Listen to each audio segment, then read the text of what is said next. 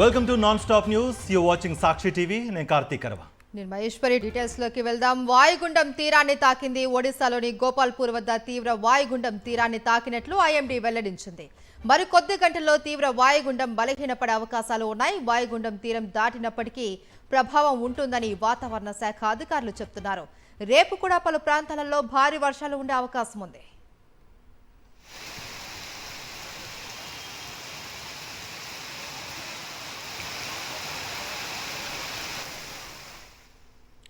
విశాఖలో భారీ వర్షం, ఈదురుగాలులు బీభత్సం సృష్టిస్తున్నాయి. నగరంలో గాలివానకు భారీ చెట్లు నేల కొరిగాయి. చాలా ప్రాంతాల్లో విద్యుత్ స్తంభాలు, భారీ హోర్డింగ్లు కూలిపోయాయి. ద్వారకానగర్ రోడ్లో పార్కింగ్లో కారుపై చెట్టు కూలిపోయింది. ఈస్ట్ పాయింట్ కాలనీలో సోలార్ ఐరన్ పోల్స్, చిన్నవాల్తేరులో భారీ వృక్షాలు నేల కొరిగాయి. భారీ వర్షాలు, ఈదురుగాలులతో ఉత్తరాంధ్ర వణికిపోతుంది. బంగాళాఖాతంలో తీవ్ర వాయుగుండం ప్రభావంతో వైజాగ్ సహా ఉత్తరాంధ్ర వ్యాప్తంగా ఎడతెరిపి లేని వర్షాలు పడుతూ ఉన్నాయి. విశాఖ, శ్రీకాకుళం, మన్యం, విజయనగరం, అల్లూరి, అనకాపల్లి జిల్లాలకు రెడ్ అలర్ట్ జారీ చేశారు. వాయుగుండం ప్రభావంతో సముద్రం అల్లకల్లోలంగా మారింది. దీంతో అన్ని పోర్టుల్లో 3వ నెంబర్ ప్రమాద హెచ్చరిక జారీ చేశారు. విశాఖ జిల్లా మీద వాయుగుండం అధిక ప్రభావం చూపెడుతోంది. దముక్ ఘాట్ రోడ్లో ఓ భారీ చెట్టు నేల కొరిగింది. అయితే చెట్టు కూలిన సమయంలో వాహనాలు రాకపోవడంతో ఎలాంటి ప్రమాదం జరగలేదు. దీంతో విశాఖ నుంచి అరకు నుంచి విశాఖకు వచ్చే వాహనాలకు తీవ్ర అంతరాయం ఏర్పడిందని వాహనదారులు అంటున్నారు.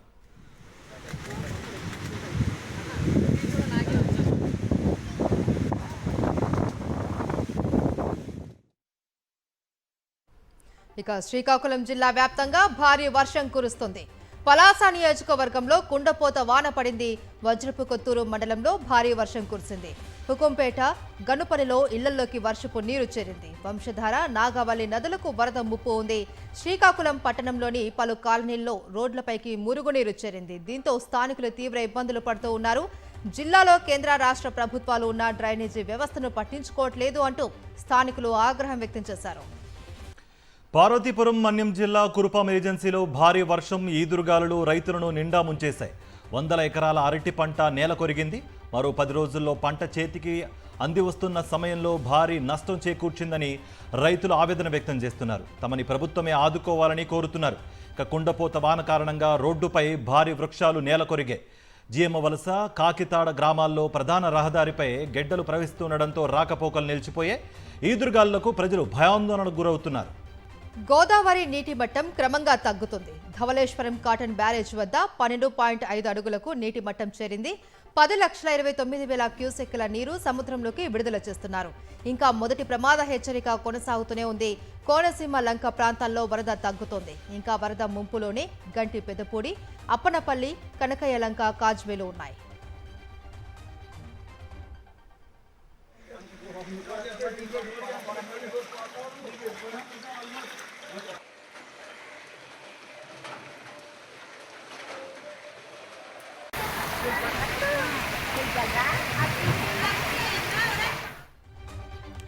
తిరుమల శ్రీవారి సాలకట్ల బ్రహ్మోత్సవాలు కన్నుల పండుగగా ముగిశాయి.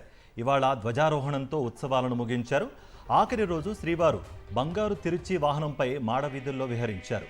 ఉభయ దేవేరులతో విహరించిన శ్రీ మలయప్ప స్వామివారిని దర్శించుకోవడానికి పెద్ద సంఖ్యలో భక్తులు తరలి వచ్చారు. సప్తగిరులు గోవిందనామస్మరణతో మారుమ్రోగిపోయాయి.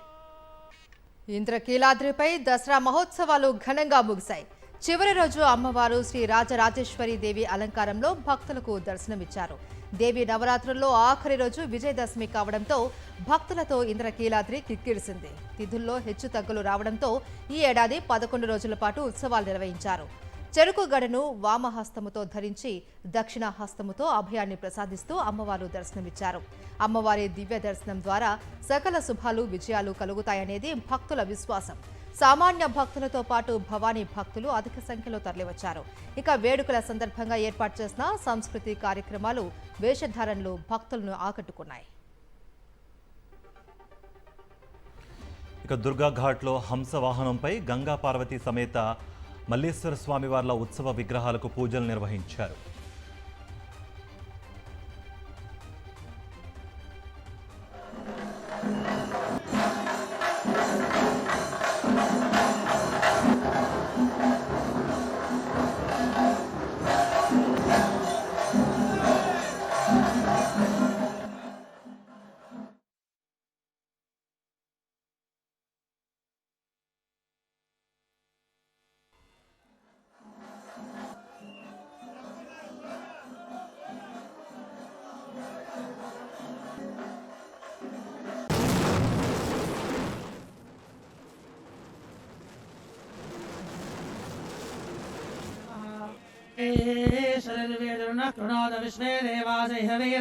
మాహాస్మహి ప్రజయామాతనోభిర్మారధామద్విషరాజవక్రం దసరా పండుగను పురస్కరించుకొని స్వగ్రామం నాగర్ కర్నూలు జిల్లా కొండారెడ్డిపల్లిలో సీఎం రేవంత్ రెడ్డి పర్యటించారు. రేవంత్ రెడ్డికి గ్రామస్తులు ఘన స్వాగతం పలికారు. ముఖ్యమంత్రికి గజమాల వేసి పూల వర్షం కురిపించారు. కొండారెడ్డిపల్లిలోని ఆంజనేయ స్వామి ఆలయంలో ప్రత్యేక పూజలు నిర్వహించారు. అనంతరం స్థానికులను ఆప్యాయంగా పలకరిస్తూ ఇంటికి చేరుకున్నారు. దసరా వేడుకల్లో భాగంగా కుటుంబ సభ్యులతో కలిసి కోటమైసమ్మ దేవాలయంలో ప్రత్యేక పూజలు నిర్వహించారు. అనంతరం కాలినడకన గ్రామస్తులతో కలిసి వెళ్లి జమ్మి చెట్టు పూజా కార్యక్రమంలో పాల్గొన్నారు సీఎం రేవంత్. విజయదశమిని పురస్కరించుకుని ఎర్రవెల్లి ఫామ్ హౌస్లో మాజీ ముఖ్యమంత్రి బీఆర్ఎస్ అధినేత కేసీఆర్ ఆయుధ పూజ చేశారు. అనంతరం వాహన పూజ నిర్వహించారు. ఈ కార్యక్రమంలో బీఆర్ఎస్ వర్కింగ్ ప్రెసిడెంట్ కేటీఆర్ కూడా పాల్గొన్నారు. చంద్రబాబు ప్రవేశపెట్టిన ఉచిత బస్సు పథకం ఆటో డ్రైవర్ల పొట్ట కొడుతోంది. బేరాలు లేక వారు ఆటో స్టాండ్లకే పరిమితమైపోతున్నారు. డీజిల్ ఖర్చు తప్పితే పెద్దగా బేరాలు ఉండడం లేదని అంటున్నారు. చంద్రబాబు ప్రభుత్వం చేపట్టిన చర్యలతో పిల్లలను చదివించుకోలేక, ఇంటి అద్దెలు కట్టుకోలేక, నెలసరి ఫైనాన్సులు చెల్లించలేక నానా ఇబ్బందులు పడుతున్నామని అంటున్నారు. ఆటో డ్రైవర్ల కోసం ఒక సంక్షేమ బోర్డును ఏర్పాటు చేయాలని డిమాండ్ చేస్తున్నారు.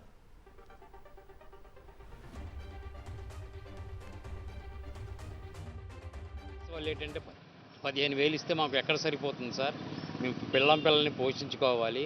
ఇంటి అద్దెలే కట్టుకుంటామా, ఆటో ఫైనాన్స్ డ్యూలే కట్టుకుంటామా? ఇంకా కొద్ది ఫ్రీ బస్ గురించి కొద్దిగా ఆలోచించాలి ప్రభుత్వం అని చెప్తున్నాం సార్. ఈ చదవడం చదివించుకోవాలో తెలియటం లేదు, ఇప్పుడు ఆటో జూ కట్టాలో తెలియట్లేదు. మేము ఏం తినాలో సార్, ఏం తిని బతకాలో అది కొద్దిగా ప్రభుత్వం ఆలోచించాలని అనుకుంటున్నాం సార్. మా ఇబ్బంది చాలా ఘోరంగా ఉంది. ఆ బస్సులు పెట్టిన తర్వాత రోడ్డు మీదకి వెళ్తే ఆడవాళ్ళు మమ్మల్ని చూసి నవ్వుతున్నారు.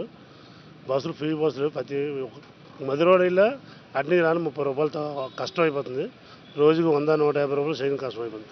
జూలే కడతామా? నాకు 2 ఆడపిల్లలు, 2 ఆడపిల్లలు పిల్లలు చదివిస్తామా, ఇంటి అద్దె కడతామా, జూలే కడతామా? ఇవన్నీ మొన్న చంద్రబాబు నాయుడు గారు 15,000 ఇస్తారని, 1వ తరగతి ఇస్తారని వేయలేదు. 4వ తరగతి వేస్తారో లేదో అదో తెలియదు. రాజశేఖర గారు ఉన్నప్పుడు అలా చేయలేదు. జగన్ గారు ఉన్నప్పుడు ముందు 10,000 ఇచ్చారు. ముందు కాగితాలు చేయించుకోమని చెప్పారు. అవి బాగుండేది. ఈ చంద్రబాబు వచ్చిన తర్వాత ఏది లేదండి, అన్ని మాటలతో అవుతుంది. స్పీకర్ హోదా ఉండి ప్రజల సాక్షిగా అయ్యన్న పాత్రుడు పచ్చి అబద్ధాలు చెప్పారు. నర్సీపట్నం మెడికల్ కాలేజీకి అనుమతులు లేవు అంటూ అయ్యన్న అసత్య ప్రచారం చేశారు. అనుమతులు లేకుండానే మెడికల్ కాలేజీ నిర్మించారు అని చెప్పారు. నర్సీపట్నం మెడికల్ కాలేజీ ఏర్పాటుకు 8/8/2022న ప్రభుత్వం జీవో జారీ చేసింది. 500 కోట్ల రూపాయలతో కాలేజీ నిర్మాణానికి అనుమతులు కూడా ఇచ్చింది.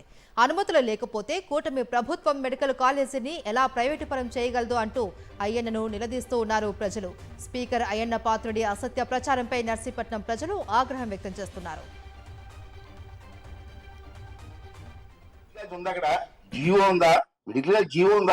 లేదండి, ఆటలే లేదు. రమ్మని దమ్ముంటే ఎవడని రమ్మని నాకు మాట. మెడికల్ కాలేజ్ ఆటలే లేదు గవర్నమెంట్ లో. ఆటలు చూపించమను మెడికల్ కాలేజ్ ఆటలు సెంట్రల్ గవర్నమెంట్ ఇవ్వాలి. ఆటలు చూపించి ఒక ఆయన చూపించి నాకు.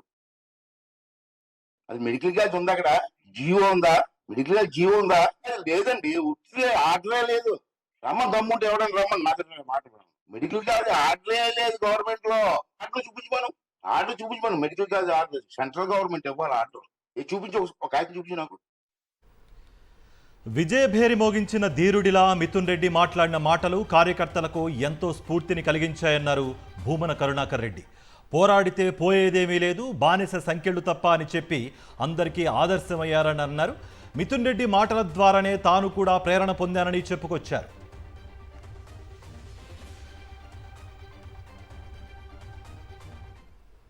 సంగ్రామం నుంచి విజయభేరితో తిరిగి వచ్చిన యుద్ధ వీరునికి మళ్ళీ ఆయన మాటలు రాష్ట్రంలో ఉన్న వైఎస్ఆర్ కాంగ్రెస్ పార్టీ కార్యకర్తలందరినీ కూడా ప్రేరేపితుల్ని చేస్తున్నాయి.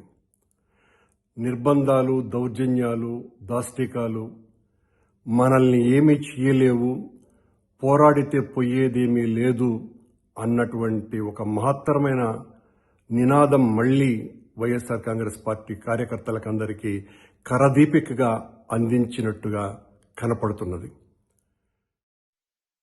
నంద్యాల జిల్లా బనగానపల్లిలో మంత్రి జనార్దన్ రెడ్డి అనుచరులు అరాచకానికి పాల్పడ్డారు. వైఎస్ఆర్సీపీ నాయకుడు రామసుబ్బారెడ్డిపై మంత్రి అనుచరులు రాళ్లతో దాడి చేశారు. ఎనకండ్ల నుంచి బనగానపల్లికి వస్తున్న ఆయనపై టీడీపీ మూకలు దాడి చేశాయి. వారి నుంచి తప్పించుకుని ప్రాణభయంతో బయటపడిన రామసుబ్బారెడ్డి బత్తులూరుపాడులోని ఓ ఇంట్లో తలదాచుకున్నారు. విషయం తెలుసుకున్న వైఎస్ఆర్సీపీ మాజీ ఎమ్మెల్యే కాటసాని రామిరెడ్డి దాడికి గురైన రామసుబ్బారెడ్డికి అండగా నిలిచారు. తలదాచుకున్న ఆయన్ను బయటకు తీసుకొచ్చి ధైర్యం చెప్పారు. దాంతో బాధితుడు రామసుబ్బారెడ్డి బనగానపల్లి పోలీస్ స్టేషన్లో ఫిర్యాదు చేశాడు. తాను రాబోయే సర్పంచ్ ఎన్నికల్లో పోటీ చేయకూడదు అనే కారణంతోనే తనపై టీడీపీ నాయకులు దాడి చేశారు అని బాధితుడు రామసుబ్బారెడ్డి తెలిపారు.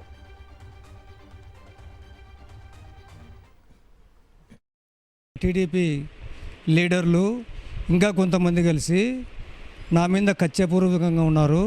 ఈరోజు నేను ఎన్నకల్ల గ్రామంలో చిన్న పని కోసం పోయి పని నిమిత్తం ముగించుకొని తిరిగి వస్తుంటే కొన్ని పిరికి పంది చర్యలు నా వెంట పడి వెంబడించి రాళ్లతో కొట్టుకుంటూ వచ్చారు.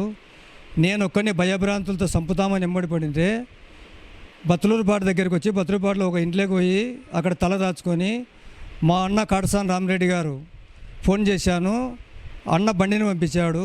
ఆ బండిలో నేను డైరెక్ట్గా గవర్నమెంట్ హాస్పిటల్కి పోయి గవర్నమెంట్ హాస్పిటల్లో చెక్ చేయించుకొని అక్కడి నుంచి మళ్ళీ పోలీస్ స్టేషన్లో ఫిర్యాదు చేసి వచ్చినాను. రెడ్ బుక్ రాజ్యాంగాన్ని అమలు చేస్తూ అక్రమ కేసులు బనాయిస్తున్న చంద్రబాబు సర్కార్కు ఎదురు దెబ్బ తగిలింది.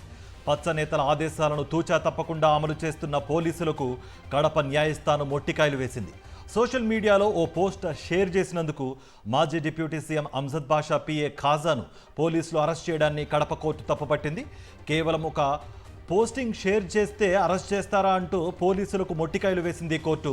సోషల్ మీడియాలో ఎమ్మెల్యే మాధవరెడ్డి తీరును కొంతమంది టీడీపీ సీనియర్ మహిళలు ఎండగట్టారు. దాన్ని షేర్ చేశాడని అమ్జద్ బాషా పిఏ ఖాజాపై కేసు పెట్టారు. టీడీపీ అధ్యక్షుడు శ్రీనివాసులు రెడ్డి ఆదేశాలతో హైదరాబాద్లో అరెస్ట్ చేసి కడప తీసుకొచ్చి కోర్టు ముందు ప్రవేశపెట్టి రిమాండ్ కోరారు. దీనిపై కోర్టు ఆగ్రహం వ్యక్తం చేసింది.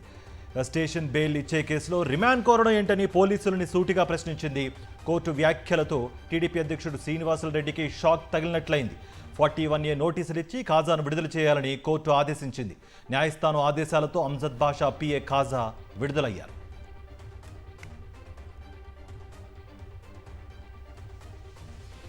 గాంధీ జయంతి వేళ మద్యాసురులు రెచ్చిపోయారు. వైన్ షాపులు యథేచ్ఛగా మద్యం అమ్మకాలు కొనసాగించాయి. ప్రకాశం జిల్లా పొదిల్లోని పండు వైన్ షాప్లో అక్రమంగా మద్యం అమ్మకాలు చేపట్టారు. క్వార్టర్ బాటిల్పై 100 రూపాయలు అదనంగా వసూలు చేశారు. ఎక్సైజ్ డిపార్ట్మెంట్ వారు చూసి చూడనట్టు వదిలేయడంతోనే మద్యాసురులు రెచ్చిపోయారు.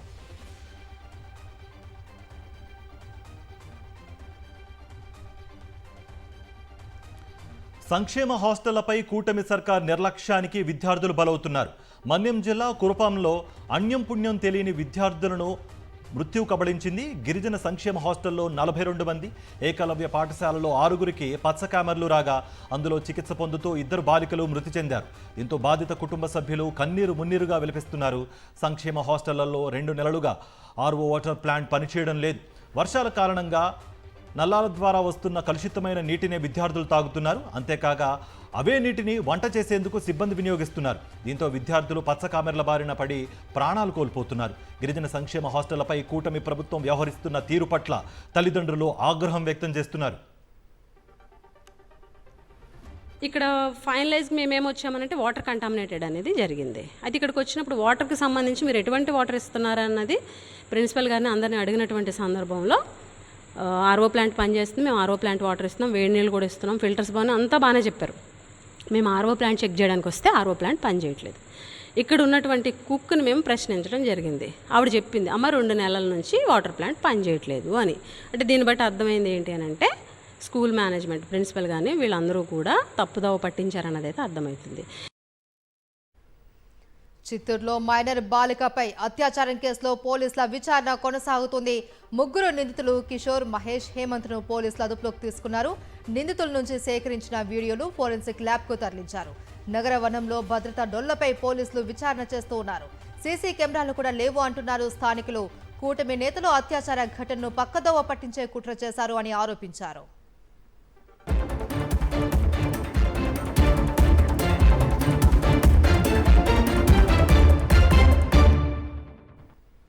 జాతీయ వార్తలు చూద్దాం. చెడుపై మంచి సాధించిన విజయానికి ప్రతీకగా దేశవ్యాప్తంగా విజయదశమి వేడుకలు ఘనంగా జరిగాయి. పలు రాష్ట్రాలలో రావణ దహనాలు నిర్వహించారు. ఢిల్లీ రామ్లీలా మైదానంలో రావణ వధ జరిగింది. ముఖ్య అతిథిగా రాష్ట్రపతి ద్రౌపది ముర్ము పాల్గొన్నారు. బాణం సంధించి రావణ వధ నిర్వహించారు. ఈ ఘట్టాన్ని చూడ్డానికి పెద్ద ఎత్తున ప్రజలు తరలివచ్చారు. ఇటు వారణాసి, పట్నా, జమ్మూ కాశ్మీర్లోనూ రావణ్ దహన్ కార్యక్రమాలు జరిగాయి. ఈ వేడుకల్లో పెద్ద ఎత్తున ప్రజలు పాల్గొన్నారు. బాణాసంచా కాలుస్తూ సందడి చేశారు.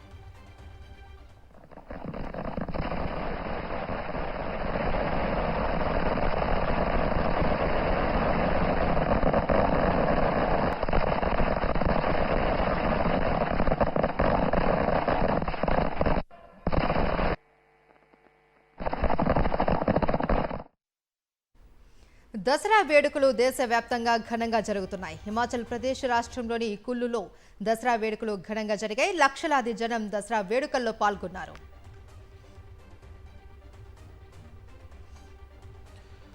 ఉగ్రవాదంపై పోరు, దేశ రక్షణ, సరిహద్దుల భద్రత విషయంలో రాజీ పడే ప్రసక్తే లేదని మరోసారి స్పష్టం చేశారు రక్షణ మంత్రి రాజ్నాథ్ సింగ్.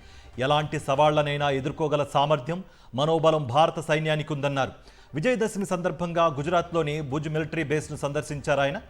సైనిక సంపత్తికి సంప్రదాయబద్ధంగా ఆయుధ పూజ నిర్వహించారు. ఆపరేషన్ సింధూర్లో ఉపయోగించిన L-70 ఎయిర్ డిఫెన్స్ గన్స్కు శస్త్రపూజ చేశారు. ఈ సందర్భంగా పాకిస్తాన్కు స్ట్రాంగ్ వార్నింగ్ ఇచ్చారు రక్షణ మంత్రి. వివాదాస్పద సక్రీక్ ప్రాంతంలో పాక్ ఆర్మీ నిర్మాణాలు చేపడుతున్న విషయాన్ని ప్రస్తావించారు.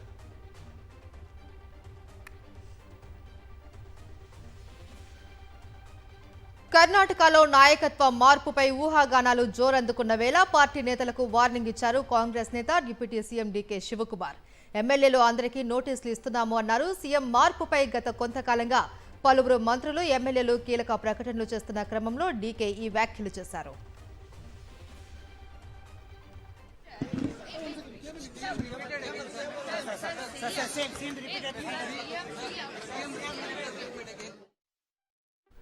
కర్ణాటక సాంస్కృతిక రాజధాని మైసూర్లో విజయదశమి వేడుకలు అట్టహాసంగా జరుగుతున్నాయి. మైసూర్ ప్యాలెస్లో సంప్రదాయ జంబూ సవారీ నిర్వహించారు. గజరాజు మీద స్వర్ణ అంబారీ ఉంచి అందులో చాముండేశ్వరి దేవి విగ్రహాన్ని ఊరేగించారు. మైసూరు మహారాజు కృష్ణదత్త చామరాజు వడియార్ ఇందులో పాల్గొన్నారు.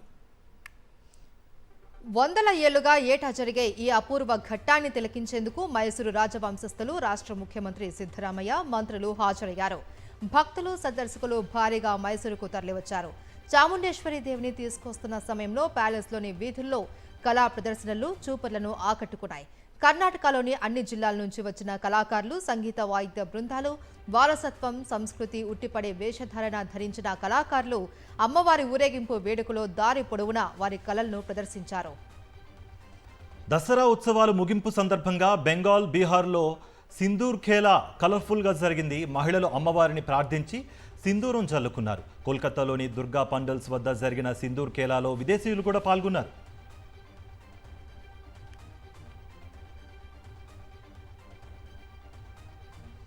దేశవ్యాప్తంగా ఘనంగా విజయదశమి వేడుకలు జరుగుతూ ఉన్నాయి. భారత సైన్యం కూడా దసరా సందర్భంగా ఆయుధ పూజలు నిర్వహించింది. జైసల్మేర్లో బీఎస్ఎఫ్ క్యాంపులో సంప్రదాయబద్ధంగా శస్త్ర పూజ నిర్వహించారు సైనిక అధికారులు. ఆపరేషన్ సింధూర్లో వాడిన ఆయుధాలకు ఆయుధ పూజ చేశారు.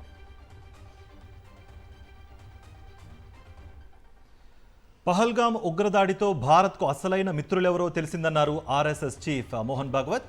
ఇతర దేశాలపై ఆధారపడకుండా మనం స్వయం సమృద్ధి సాధించాలని పిలుపునిచ్చారు. నాగ్పూర్లో నిర్వహించిన ఆర్ఎస్ఎస్ శతాబ్ది ఉత్సవాల్లో ఆయన మాట్లాడారు. భిన్నత్వంలో ఏకత్వం భారత్ బలమన్నారు. మనం ఐక్యంగా లేకుంటే బలహీనమవుతామని గుర్తు చేశారు. తన, మన అనే భేదాలు వద్దని కలిసికట్టుగా దేశాన్ని ప్రగతి పదంలో నడిపించాలని మోహన్ భాగవత్ పిలుపునిచ్చారు.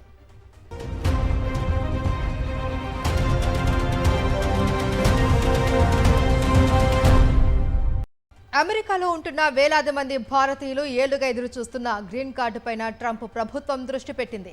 ఇటీవలే భారతీయులు ఎక్కువగా ఉపయోగించుకునే H-1B వీసాపై ఫీజు మోత మోగించగా ఇప్పుడు గ్రీన్ కార్డు దరఖాస్తుదారుల ఇంటర్వ్యూ ప్రక్రియలో కఠినతరమైన నిబంధనలు ట్రంప్ ప్రభుత్వం తీసుకురానుంది. ఇందులో భాగంగా ఇంటర్వ్యూల పరిధి మరింత విస్తృతం కానున్నట్లు తెలుస్తుంది. పరీక్ష కూడా కఠినతరం చేయనున్నారు.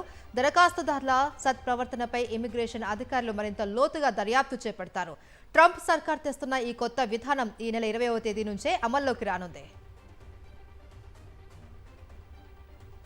అమెరికా విలువలను పూర్తిగా స్వీకరించేవారు మాత్రమే పౌరులయ్యేలా చూడటమే ఈ మార్పుల లక్ష్యమని US citizenship and immigration services చెబుతోంది. ఇమిగ్రేషన్ ఇంటర్వ్యూలు నిర్వహించడానికి ప్రభుత్వం ప్రత్యేకంగా హోమ్ల్యాండ్ డిఫెండర్స్ పేరుతో అధికారులను నియమిస్తోంది. అయితే దరఖాస్తుదారులకు పరీక్షల్లో ఉత్తీర్ణత సాధించడానికి 2 అవకాశాలు మాత్రమే ఉంటాయి. రెండో ప్రయత్నంలో విఫలమైతే వారికి పౌరసత్వాన్ని తిరస్కరిస్తారని తెలిపింది US citizenship and immigration services. గతంలో 10 ప్రశ్నల్లో 6ంటికి సరైన సమాధానం ఇవ్వాల్సి ఉండేది. ఈ పరీక్షతో పాటు అభ్యర్థుల సత్ప్రవర్తనను ఇమిగ్రేషన్ అధికారులు అంచనా వేయడం కూడా కఠినతరమైందే. కేవలం నేరరహిత ప్రవర్తన ఉంటే చాలదు, అమెరికా సమాజానికి సానుకూలంగా చేసిన మేలును కూడా చూస్తారు. ఇందులో 1991 నుంచి వారి చుట్టుపక్కల వారిని సైతం విచారిస్తారు. దరఖాస్తుదారులు తెలిసిన సహ ఉద్యోగులు, సంబంధిత సంస్థల యజమానులు, ఇతరులను కూడా ఇమిగ్రేషన్ ఇంటర్వ్యూలు చేసి ప్రవర్తనను బేరీజు వేస్తారు. అయితే ఇప్పుడు అమెరికా తెస్తున్న కొత్త నిబంధనలు భారతీయులపై ప్రత్యేకంగా వివక్ష చూపే అవకాశం ఉంది అన్న ఆందోళనలు వ్యక్తమవుతున్నాయి. ఎన్నో ఏళ్లుగా గ్రీన్ కార్డు కోసం ఎదురు చూస్తున్న వారికి ట్రంప్ సర్కార్ నిబంధనలు అడ్డంకిగా మారబోతున్నాయి.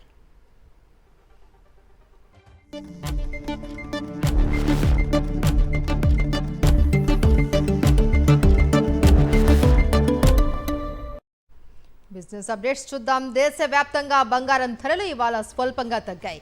హైదరాబాద్లో 24 క్యారెట్ల 10 గ్రాముల బంగారం ధర 550 రూపాయలు తగ్గి 1,18,690 రూపాయలు పలుకుతుంది. ఇక 22 క్యారెట్ల బంగారం ధర 500 రూపాయలు తగ్గి 1,08,800కు చేరింది. ఇక కిలో వెండి 2,000 రూపాయలు పెరిగి 1,63,000 రూపాయలు పలుకుతుంది.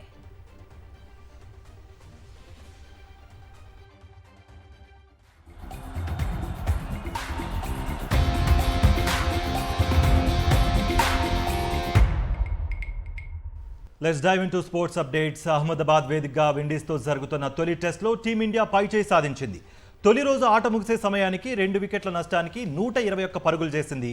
యశస్వి జైస్వాల్ 36 పరుగులు, సాయి సుదర్శన్ అవుట్ కాగా కేఎల్ రాహుల్ 53 రన్స్, సుమన్ గిల్ 18 పరుగులతో క్రీజ్లో ఉన్నారు.